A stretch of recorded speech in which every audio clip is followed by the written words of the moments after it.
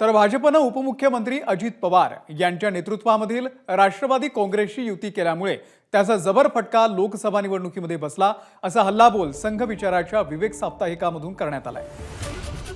सुशांत सावंत आपले प्रतिनिधी या संदर्भातले अपडेट आपल्याला देतील।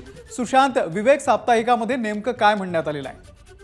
अमोल, आपण जर बघितलं असेल तर यापूर्वी ऑर्गनायझर मधून थेट कान टोचण्यात आले होते आणि आज विवेक साप्ताहिक, जे संघाशी निगडीत साप्ताहिक आहे आणि भाजपच्या जवळीक असलेलं असं साप्ताहिक आहे, त्यातून असं म्हणण्यात आलंय की लोकसभा निवडणुकीत जो पराभव झाला त्याची मुख्य जर कारणं शोधायची गेली तर भाजपनं राष्ट्रवादीसोबत, आता अजित पवार यांच्या राष्ट्रवादीसोबत जी युती केलेली आहे ती भाजपच्या कार्यकर्त्यांना जी आहे ती पटलेली नाही।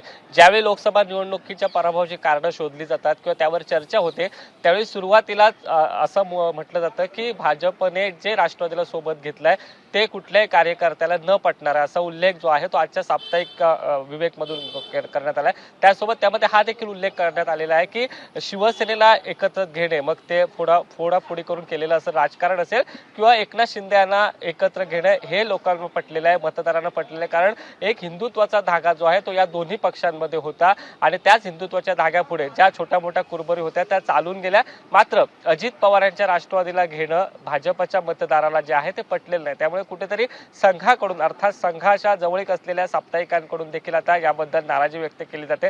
त्यामुळे आपण जर बघितलं असेल तर साप्ताहिक विवेक मधून जे आर्टिकल लिहिण्यात आलं त्यावर कुठेतरी अजित पवार यांना सोबत घेण्यावर जी आहे ती नाराजी व्यक्त करण्यात आलेली आहे। अमोल, निश्चित। सुशांत, धन्यवाद दिलेल्या या संपूर्ण माहितीबद्दल। एबीपी माझा, उघडा डोळे बघा नीट।